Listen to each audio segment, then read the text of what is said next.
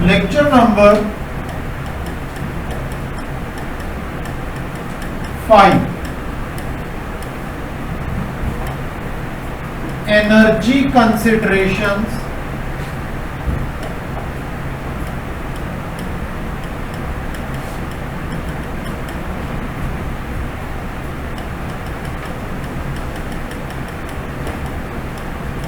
Of electron.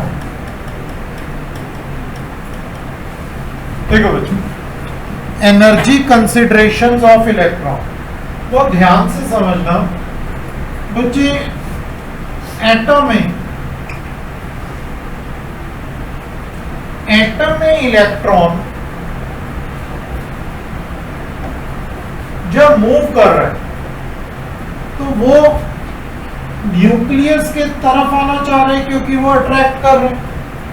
जैसे वो nucleus की तरफ आता है तो उसकी स्पीड बढ़ जाती है। क्या बढ़ जाती है? स्पीड। जैसे स्पीड बढ़ेगी, अरे बोलो, जैसे स्पीड बढ़ेगी तो क्या होगा? एक शेल क्रिएट हो जाएगा। ठीक है, नियर बाय आया। अब आपको देखने में ये लगता है कि एटम की ये शेप है। एक्चुअल बच्चे, अगर मैं 2D शेप बनाऊं तो वो कुछ इस तरह की होती है। समझ आई? इतनी शार्प बाउंड्रीज नहीं होती, कहने का मतलब है जितना आप पढ़ते हैं। समझ आ रहा है कि नहीं? इतनी शार्प बाउंड्रीज दिख रही हैं? बोलो नहीं ना। अब ये क्लोज आ रहा है, जैसे ही क्लोज आएगा तो न्यूक्लियस के साथ अट्रैक्शन बढ़ जाएगी, स्पीड बढ़ जाएगी। स्पीड बढ़ी तो नियर बाय क्या हो जाएगा? थोड़ा सा पीछे होगा और मूव करेगा। और ये क्या कहलाती हैं? ऑर्बिट्स और शेल्स। ऑर्बिट्स और शेल्स। Is this okay? समझ आई? इतनी बात समझ आई? अब देखो, जब इलेक्ट्रॉन मूव करता है, ठीक है, तो फोर्स ऑफ अट्रैक्शन क्या होती है? ये इनसाइड को क्या शो करता है? Force of attraction. समझ आ रहा है कि नहीं? और जब स्पीड बढ़ रही है तो बाहर की तरफ आना चाह रहे हैं, वो क्या कहलाएगी? Centrifugal force.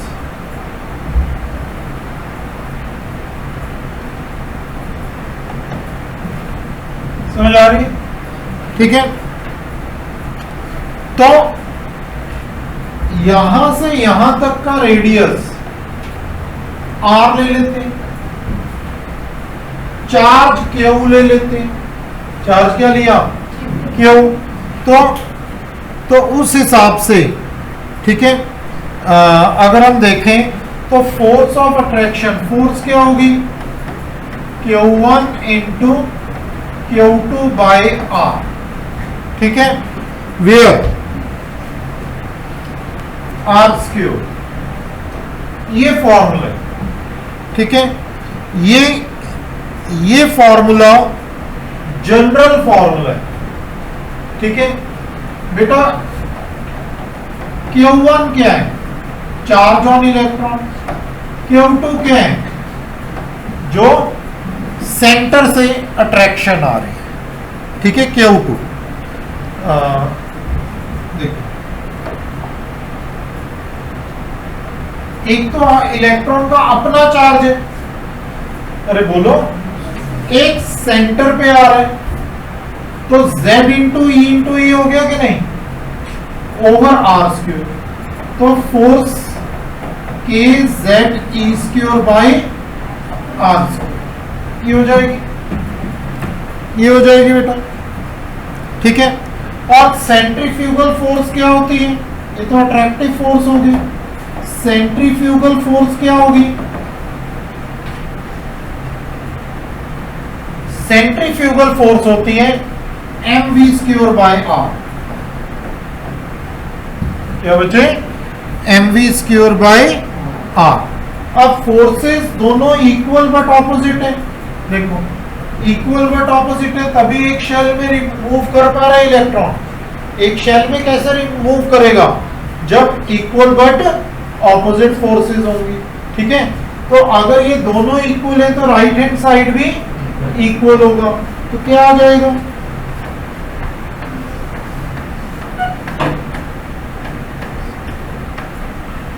ठीक है, आर से आर कैंसिल हो जाएगा, ठीक है। और क्या बनेगा, देखो जरा क्या बनेगा,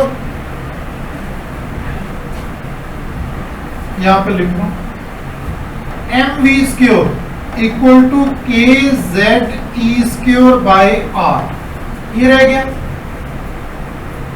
ठीक है। अगर दोनों को 2 से डिवाइड कर दूं तो क्या आ जाएगा, क्या आ जाएगा बेटा, हाफ एम वी स्क्योर क्या होता है, तो काइनेटिक एनर्जी क्या आ गई, के Z E square bye 2,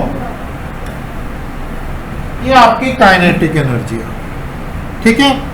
same way में अगर रेडियस इंक्रीज करेगा, क्या बच्चे, रेडियस इंक्रीज करेगा, अच्छा अगर ये न्यूक्लियस से दूर जाएगा, यहां से मतलब पहले यहां पे था, अब यहां पे चला गया,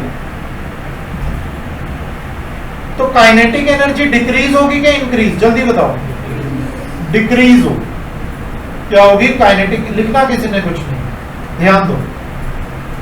अगर पास आ रहे हैं तो अट्रैक्शन बढ़ रही है, बोलो स्पीड बढ़ रही है, अगर दूर जा रहे हैं तो स्पीड कम हो रही है, समझ आई।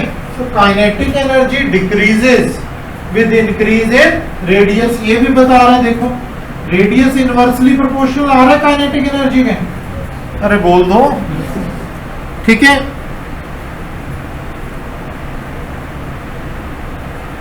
ठीक है, अब देखो ऐसे ही सेम वे में पोटेंशियल एनर्जी क्या होगी, minus Z E square by R, ठीक है।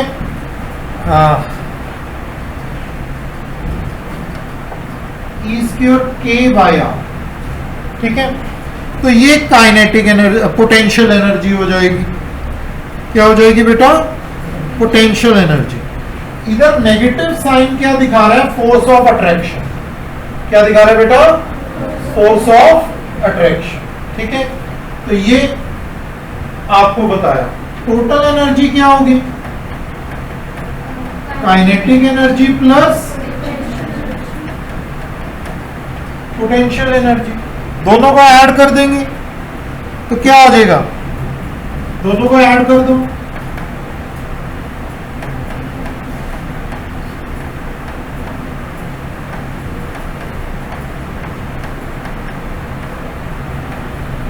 ए क्या है, कांस्टेंट, ठीक है, के क्या है, कांस्टेंट, बोल्ट्जमैन कांस्टेंट, ठीक है। अब देखो कॉमन आ जाएगा, देखो क्या आ रहा है common, K Z E square by R, common आ गया, 1/2 माइनस 1, देखना जरा, यही है, क्या बना, बोलो, हाफ माइनस हाफ, है ना, माइनस हाफ बना ना बेटा, के जेड ई स्क्वायर बाय, ये टोटल एनर्जी, क्लियर है, ठीक है। आपको कि सर ये ड्राइव करना आएगा, मैं कहूंगा आंसर है नो, आपको ड्राइव करना नहीं आएगा, समझ आई। आपको सिर्फ एंड रिजल्ट याद रखने हैं, वो भी ओनली फॉर कंपटीशन, सिलेबस में नहीं है, क्लियर कर दिया आपको, ठीक है। ये एंड रिजल्ट याद कर, काइनेटिक एनर्जी क्या होती है, पोटेंशियल एनर्जी क्या होती है, और टोटल एनर्जी क्या होती है। अच्छा चलिए नेक्स्ट देखिए बच्चे, अगर आप ध्यान दें काइनेटिक एनर्जी और टोटल एनर्जी में देखें तो बच्चे total energy is equal to minus of kinetic energy, यही होगा। अरे बोल दो, आपको ये याद करना है सिर्फ, जिसके लिए मैं इतना तामझाम करवा रहा हूं, ये नहीं कभी आएगा, मैं आपको गारंटी दे रहा हूं। ठीक है, आपके लिए मैंने ये बताने के लिए किया है सारा कुछ। ये आपको टफ लग रहा है ना, ये अब नहीं आएगा, क्लियर है, कभी नहीं पूछेंगे। ठीक है, ना ही आपके स्कूल में आए, बट मैं ये समझाना चाह रहा हूं क्योंकि इस पे न्यूमेरिकल आता है ऑब्जेक्टिव, इसमें ऑब्जेक्टिव, ये ओनली फॉर ऑब्जेक्टिव है, सब्जेक्टिव कुछ नहीं। ठीक, नेक्स्ट अगर हम बात करें पोटेंशियल एनर्जी और काइनेटिक एनर्जी की, ठीक है, तो ध्यान देना जरा, पोटेंशियल एनर्जी और काइनेटिक एनर्जी को डिवाइड करिए। पोटेंशियल एनर्जी क्या थी, ये थी माइनस जेड ई स्क्वायर के by R over, kinetic energy क्या थी, के Z E square by 2r। देखना जरा, जेड जेड कैंसिल, के ई स्क्वायर आर और आर, अरे बोल दो, 2 ऊपर चला जाएगा, तो पोटेंशियल एनर्जी 2 ऊपर गया, काइनेटिक एनर्जी इधर आ गई, अरे बोल दो। ठीक है, -2 हो गया ना बेटा, तो potential energy is -2 into kinetic energy. बोलो ये क्लियर हुआ, ये एंड रिजल्ट कराना था, क्लियर है। अब बताओ, अगर आपको ऑब्जेक्टिव में काइनेटिक एनर्जी दी होगी तो क्या टोटल एनर्जी फाइंड कर लोगे, और अगर काइनेटिक एनर्जी दी होगी तो पोटेंशियल एनर्जी भी फाइंड कर लोगे, और सिर्फ पोटेंशियल एनर्जी दी है तो काइनेटिक एनर्जी भी आ जाएगी, वो इसमें पुट करके टोटल एनर्जी भी आ जाएगी। Is this okay? तो ये 2 एंड रिजल्ट्स याद कर लो, बहुत है आपके लिए।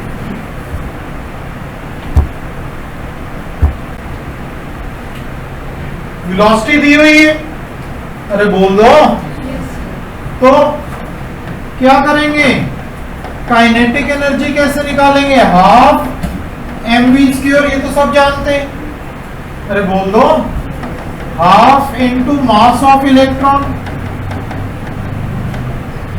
वेलोसिटी ये आ जाएगी, सॉल्व करके आ जाएगा 45.5 इंटू 10⁻⁻20 जूल। अब बताओ, अब रिलेशन काम आएंगे कि नहीं? काइनेटिक एनर्जी क्या होती है, पोटेंशियल एनर्जी क्या होती है, -2 इंटू, अरे बोल दो। अब बताओ, आप डायरेक्ट कर पा रहे हो कि नहीं, अदरवाइज क्या था, मुश्किल हो जाती, तो -2 इंटू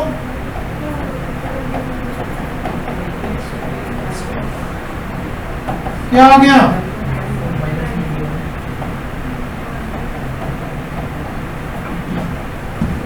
टोटल एनर्जी क्या होगी, टोटल एनर्जी क्या होगी, दोनों का सम कर देंगे, और काइनेटिक एनर्जी के माइनस काइनेटिक एनर्जी होते हैं।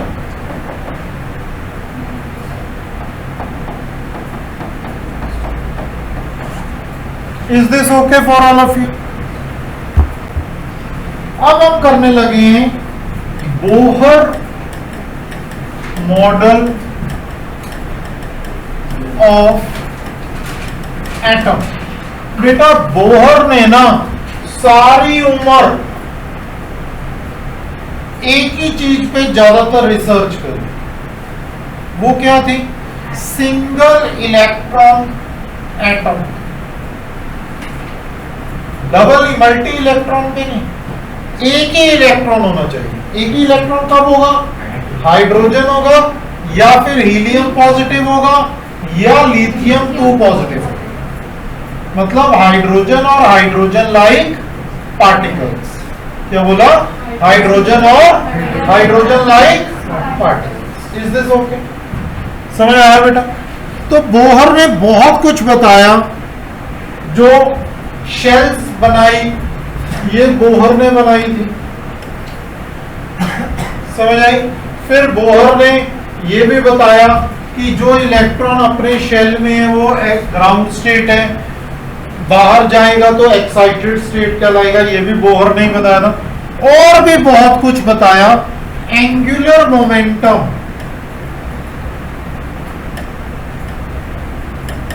ऑफ इलेक्ट्रॉन, क्या बोला बच्चे? एंगुलर मोमेंटम ऑफ इलेक्ट्रॉन, ठीक है? वो क्या होता है? mvr is equal to nh/2π। ये याद करना है, याद करने के सिखा दूं कैसे आया। जब बोहर ने ये बताया तो डेरिवेशन नहीं बताई, फर्दर टाइमिंग के बाद डेरिवेशन भी बताई गई। क्या बताई गई बेटा? डेरिवेशन। वो डेरिवेशन आपके सिलेबस में भी है और मैं इंपॉर्टेंट भी है और मैं अब कराने लगा, ठीक है बेटा? देखो ये एटम है, ठीक है?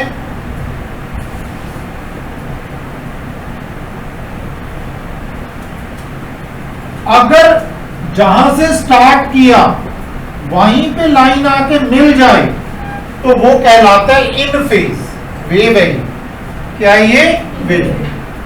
अगर वहीं पे मिल जाए तो क्या कहलाता है? इन फेज। और अगर वहां पे ना मिले, कैंसलिंग होगी, अरे समझ आ रहा है, तो कहलाता है आउट ऑफ फेज। क्या कहलाता है बच्चे? Out of phase. Is this okay?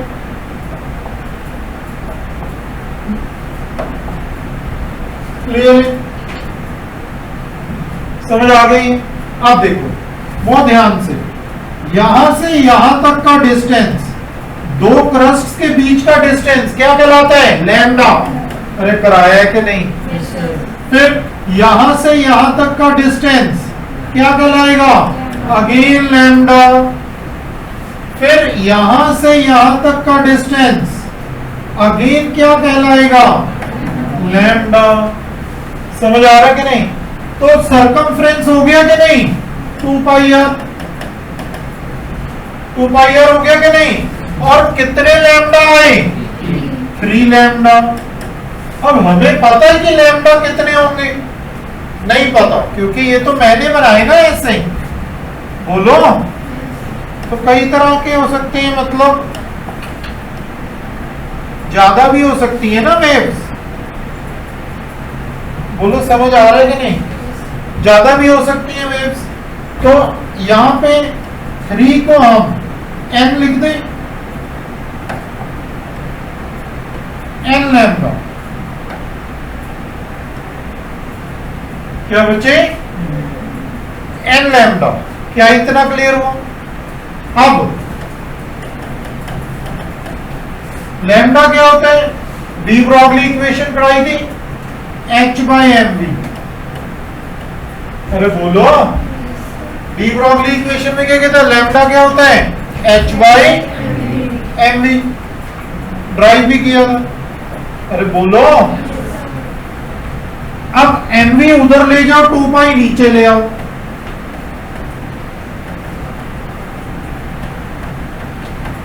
तो इस तरह से एंगुलर मोमेंटम को हमने, देखो वही आ गया कि नहीं? अरे बोल दो, एंगुलर मोमेंटम को ड्राइव किया।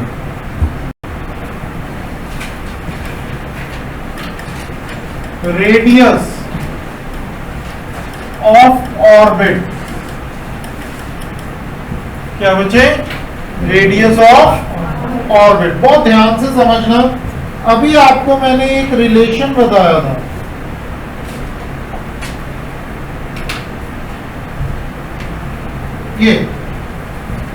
ये बताया था बच्चे, अट्रैक्टिव फोर्स कोलम्बिक फोर्स भी कहलाती है, ठीक है। तो अट्रैक्टिव और centrifugal force equal but opposite होती है, तो इनकी राइट हैंड साइड इक्वल आ गई थी कि नहीं, अरे बोल दो। तो वैसे ही सेम वे में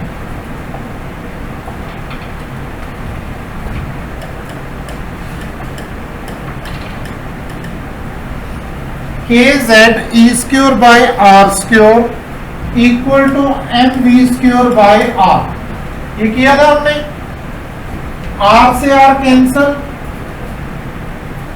आर उधर ले जाओ, एम वी स्क्योर इधर ले आओ,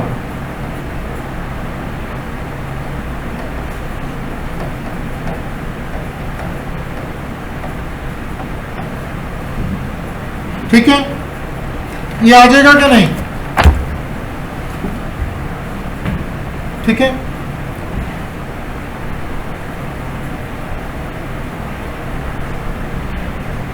अच्छा v स्क्वायर इधर ले जाओ, r इधर ले जाओ तो क्या होगा। अच्छा अगर ऐसे आ जाए,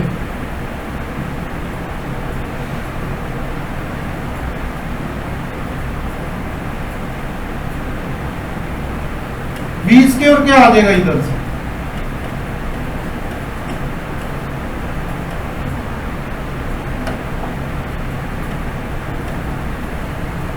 क्या आ जाएगा। एंगुलर मोमेंटम क्या किया था,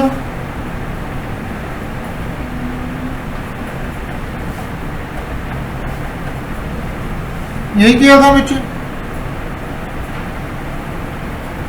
अरे बोल दो। तो यहां से एम आर अलग कर लो, ठीक है। क्या आएगा देखो जरा, यहां से भी v अलग कर लो, NH by 2 pi M R, square कर दो, स्क्योरिंग बोथ साइड।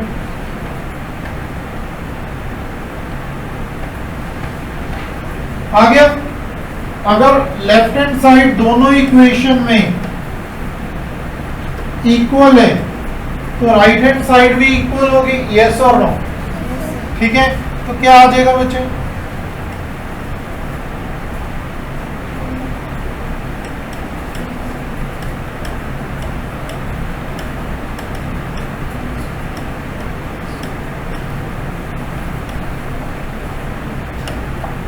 फोर लिख दें,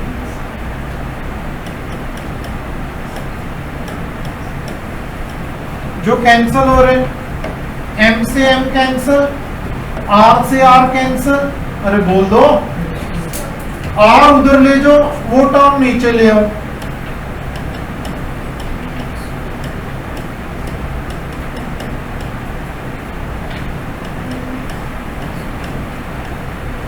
ये बच्चे रेडियस ऑफ nth शेल का फॉर्मूला। क्या गया, रेडियस ऑफ nth शेल का फॉर्मूला, ठीक है। अब बड़ी ध्यान से समझना, n आपको नहीं पता, ये शेल है, नंबर ऑफ शेल। क्या है, नंबर ऑफ, h पता है 6.63 इंटू 10⁻⁻34, पाई पता है 3.14, m पता है मास ऑफ इलेक्ट्रॉन, यस और नो, 9.11 इंटू 10⁻31, के भी पता है, अभी बताया Boltzmann constant 9 into Coulomb's constant भी कह देंगे, 9 इंटू 10⁹ होती है इसकी। क्लियर हो गया। अब Z आपको मतलब Z तो वो हो गया ना, atomic number of hydrogen like particle, ठीक है। हाइड्रोजन के लिए 1 हो गया, हीलियम पॉजिटिव के लिए Z क्या हो जाएगा 2। E क्या है, चार्ज ऑन इलेक्ट्रॉन, क्या होते हैं,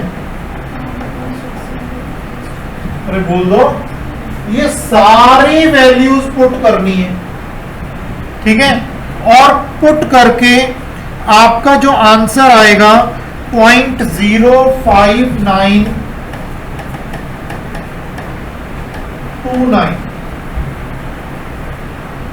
into n square by z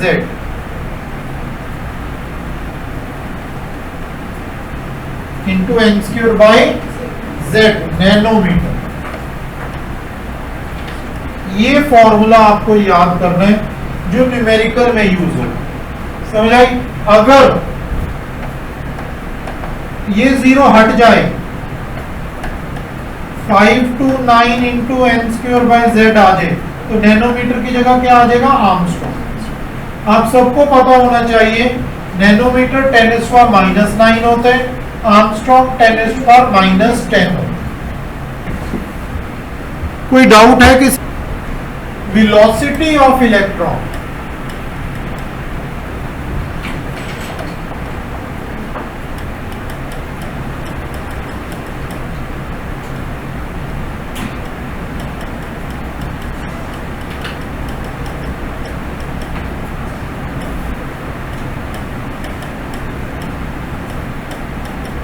ये बेसिक में करा चुका हूं कैसे ड्राइव हुआ एंगुलर मोमेंट। nth शेल के लिए ले ले क्योंकि n ही ले रही है ना, vn के अलावा सारे उधर ले लो।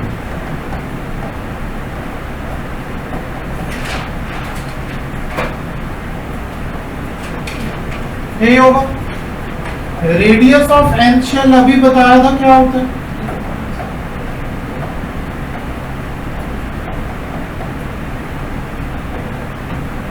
ठीक है। आर एन क्या बताया था बच्चे, N square X square by 4 pi square M K Z E square, ठीक है। ये किया था कि नहीं, आप देखो N H cancel, M cancel, pi से पाई कैंसिल, 2 से 4 कैंसिल। आ रहा समझ, ये ऊपर चला गया क्या आएगा,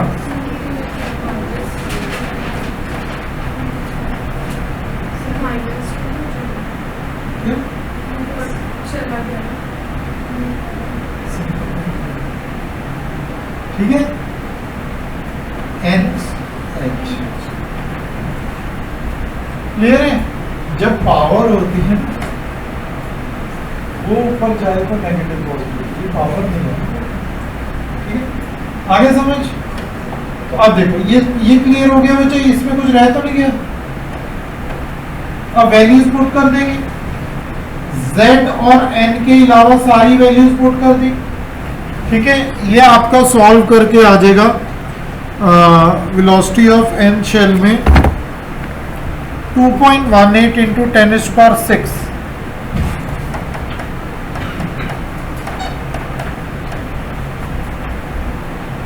into Z by N metre पर सेकेंड, मीटर पर second.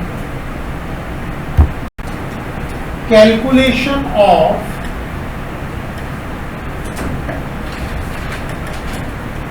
Number of revolutions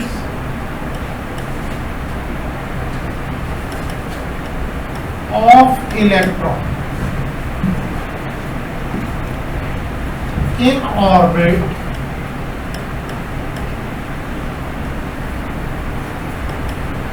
per second, ठीक है बेटा। तो number of revolutions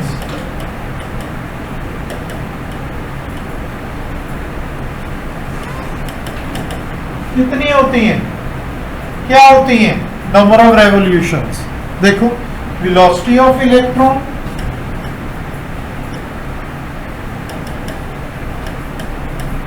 over circumference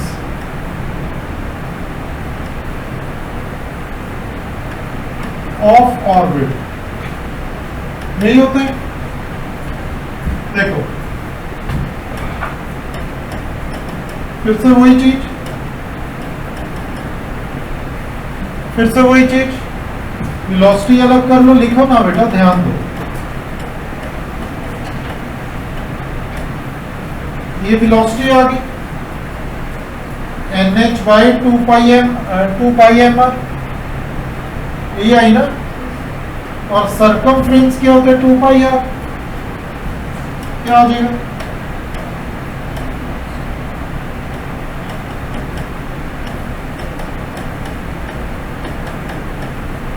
बोलो बच्चे, समझ आया कि नहीं? यही बना, वेलोसिटी हमने अलग कर दी,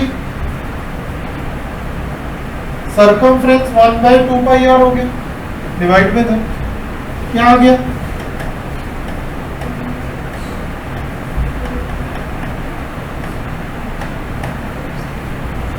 क्लियर हो गया?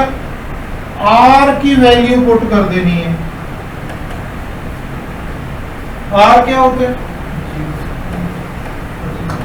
वो नहीं लिखना, n square h square by 4 pi m, 4 pi square m k e square z।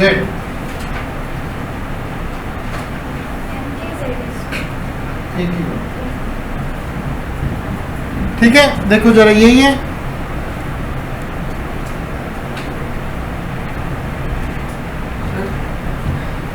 वहाँ पे आर स्क्वायर है, इसकी टर्म वो उसका भी स्क्वायर नहीं होगा? किसका स्क्वायर? आर स्क्वायर है वहाँ पे। किधर है?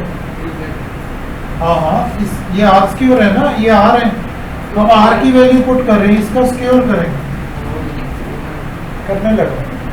ठीक है, आप देखो पुट कर दोगे क्या आ जाएगा?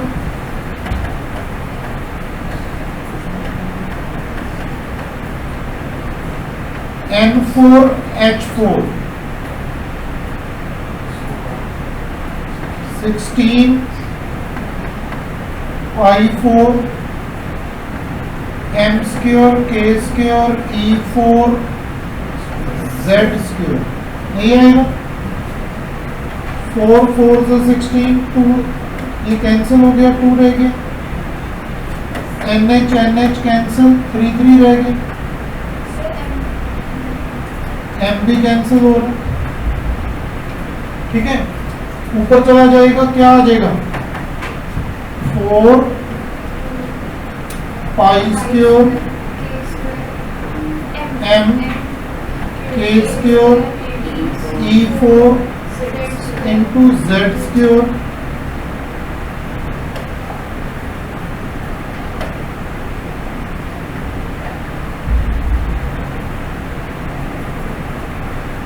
ओवर ओवर क्या आ गया? n cube into h। ठीक है, ये आ गया ना नंबर ऑफ रेवोल्यूशन। बोलो, अब z स्क्वायर और n क्यूब तो पता नहीं है, बाकी सारी वैल्यूज पता है कि नहीं? यस और नो? अब वो वैल्यूज पुट कर देनी है। 6.54 into 10 square 15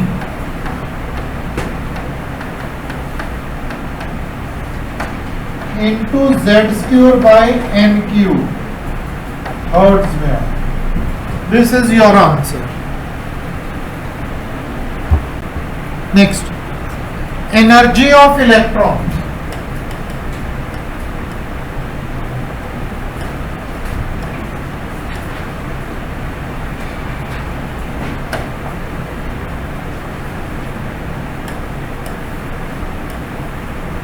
energy of electron, ठीक है, वो ध्यान से। टोटल एनर्जी क्या किया था? काइनेटिक एनर्जी प्लस, है ना, काइनेटिक एनर्जी क्या आई थी हमारी? 1/2 इन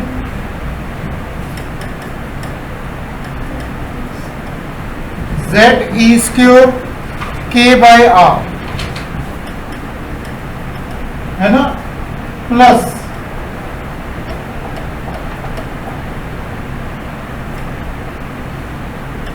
पोटेंशियल एनर्जी क्या आई थी?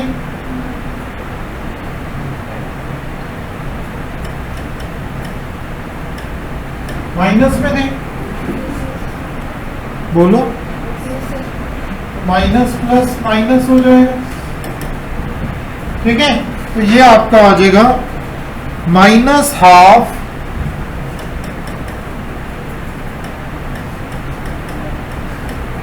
क्या आया था। अब आर की वैल्यू पुट कर दो, आर सबको जब पता ही है क्या है बच्चे,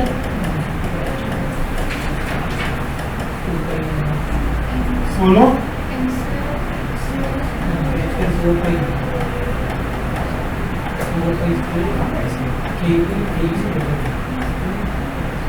देखो यही है,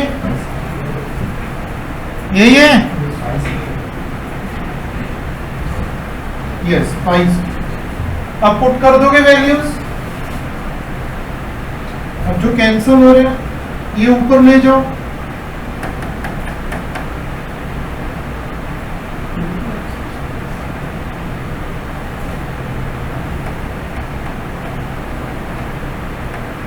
E4 हो गया, Z स्क्वायर हो गया, K स्क्वायर हो गया, ठीक है, क्लियर। अब वैल्यूज पुट कर दो। ये वैल्यूज एज सच याद करनी है, इसका कोई मतलब नहीं है हमें, ठीक है। वैल्यूज क्या है देखिए जरा, minus 2.18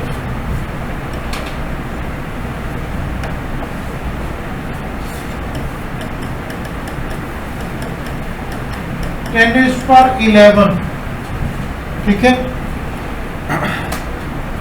-11 into Z square by N square R पर एटम, समझ आ गई। R को जूल में करने तो क्या होता है, 10⁻⁻7 से मल्टीप्लाई करते हैं तो क्या आ जाएगा,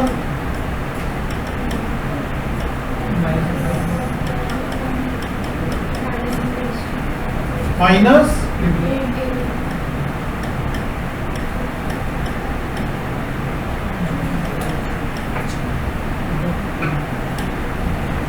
क्लियर हो गया।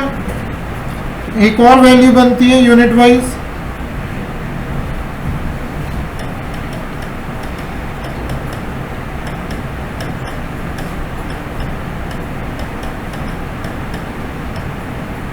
किलो जूल पर हो, ठीक है। एक और वैल्यू बनती है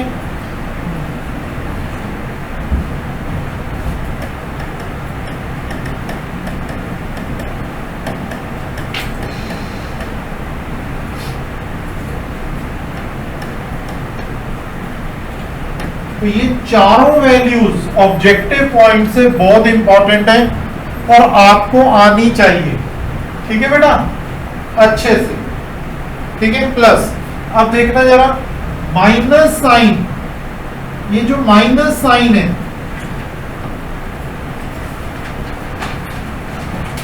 ये क्या रिप्रेजेंट करता है, बड़े ध्यान से समझना। जब बच्चे, एनर्जी तो हमेशा पॉजिटिव में होती है, एनर्जी किस में होती है, पॉजिटिव में, यहां पे नेगेटिव में दिखाई हुई है। इसका क्या नेगेटिव साइन का सिग्निफिकेंस है कि जब इलेक्ट्रॉन बच्चे रिमूव होता है तो वो न्यूक्लियस के पास जाना चाहिए, तब तो पॉजिटिव आएगा, पर ये क्या करता है, वो दूर चला जाता है न्यूक्लियस, तो इस करके नेगेटिव साइन शो किया, समझ आई। Negative positive attract each other, but ये इलेक्ट्रॉन किधर जा रहे हैं, ऑपोजिट डायरेक्शन में, ये सिग्निफिकेंस है इस negative sign. Is this okay for all of you?